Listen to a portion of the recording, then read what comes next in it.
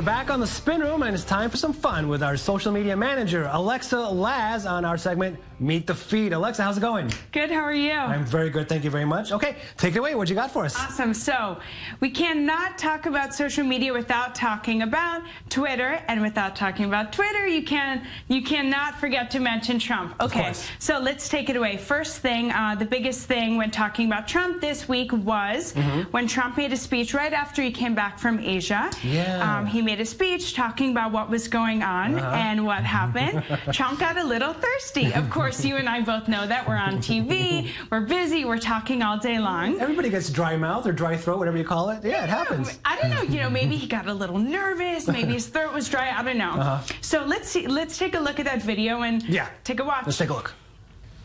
Well, it's okay.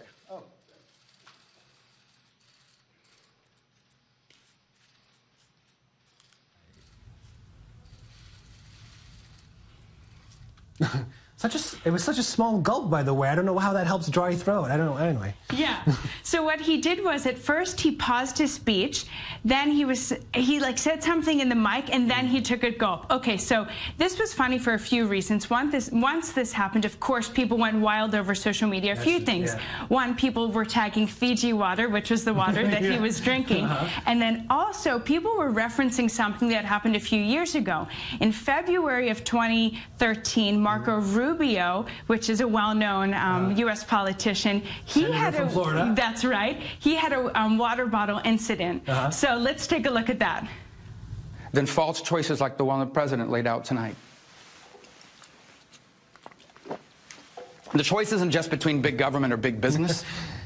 I'm trying to understand, like, which is more embarrassing. I think the one that Rubio was a little more awkward. That's just my opinion, though. Yeah. So what's funny about this is, when that happened to Rubio a few years ago, Trump immediately took to Twitter. Listen, obviously he wasn't the U.S. president. He went to Twitter and said, listen, maybe you shouldn't drink out of a water bottle. You should have a glass of water. A glass, right? Well, guess what? Trump didn't have a glass of water. So Rubio went to Twitter and he basically said, hey, nice job, but next time you should practice it a little bit more.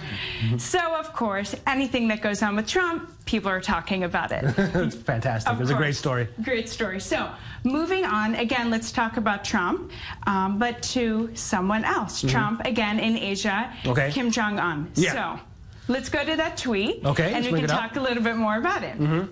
So, I think he kind of took a jab at him, didn't he? Yes. Okay, no, it's not this one. It's the next. That's okay. Don't worry. Okay, this is about Zimbabwe. Let's see if we can bring up the Trump one. There he is. Okay, so Trump is always talking about North Korea. Of course, I was kind of surprised that Trump said Kim Jong-un, because he usually says Rocket Man. But this one was kind of interesting because usually Trump in his tweets, he's always using caps. Of course, he says never. And then again, it's like throwing insults in true Trump style. It doesn't matter whether he's the president. He's, saying insults. The one saying short and fat. The one is saying old. This is hilarious. And then the best part about this tweet is he's saying, I tried to be his friend. Well, it's like he's a child. It's just really childish behavior. I'm sorry. Yeah, and it's kind of funny because on social media, people took this, they took the joke, and then they went rolling with it. So we'll bring up some of the reactions, and we'll talk about that a little bit. So this one was a GIF. So it was a moving image, and it's a character saying we're laughing, saying, you know what, we're going along with the joke. It's social media, it's fun, it's Twitter. You know what, Trump, you're going to play a joke, we're going to go along with it. Right. So moving on to the next one. Okay. This is actually a really popular emoji. I know that when I'm WhatsApping with people, I use it. Yeah, exactly. And this one, of course, is not one or two, it's a million. I love this one. This wonderful lady on Twitter, she took the time to make this collage. The two of them basically saying, besties. Besties. We love each other's. That's right. And it's just cute. It's fun. Cute. It's not serious. It's awesome. This one's also cute, saying, Dear Diary, like a little girl would do this. And of course, we're talking about two world leaders over here. More proof that it's just childish. It's perfectly childish. It's like a little kid's diary. And that's what's so awesome about social media. We have Twitter, Facebook, Instagram, etc. for breaking news when there's terrorist attacks, when there's big things, but also people are having fun with it. They're doing memes and GIFs and all these things. That's true. Very good point. Okay, so Moving on, let's go to some other big news. Okay. Big news from Down Under. From Down Under. Yeah, in Australia. They had a good week, the Aussies. Yes. So let's look at this. Wow, I think everyone and their mother from Australia hit the streets for this historic vote. The people voted yes towards gay marriage, etc. Yeah.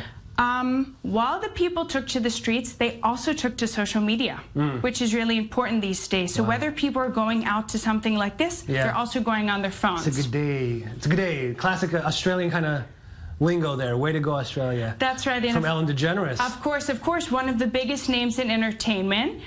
She herself can connect to this. Right, of course. And on social media, it was really trending, whether it was the Australian flag or whether it was, the map of Australia. It was trending. Now, this tweet I really liked for a few reasons. On the right-hand side, it's a GIF. It was a rainbow that was closing and opening. Of course, the rainbow symbolizing the LGBT community, but I want to talk about this tweet because of the hashtags. Of course, whether it was any of the states in the U.S. or countries around the world, hashtags are always trending with this specific topic, whether it's the country, gay marriage, etc. In Australia, this was huge, and we're going to talk about it in a little bit. It was even trending before the vote happened. Wow, it's amazing. And it was an amazing vote. It was done by mail. It was a postal vote that lasted 2 months. That was it's just a crazy story. Yeah. So this is cute. It's fun. Again, people were light. They were having fun with it. There were so many tweets and Facebook posts and videos where people were celebrating. And, Australia, there's nothing crazy going on there. So people were light and having fun. Now, this person on Twitter, they said, hey, listen, I don't want to be a downer, like they said, but look how many people were against gay marriage. Right. This person took a different approach. Not many people took the negative route. Okay. Which is interesting. I just wanted to point that out.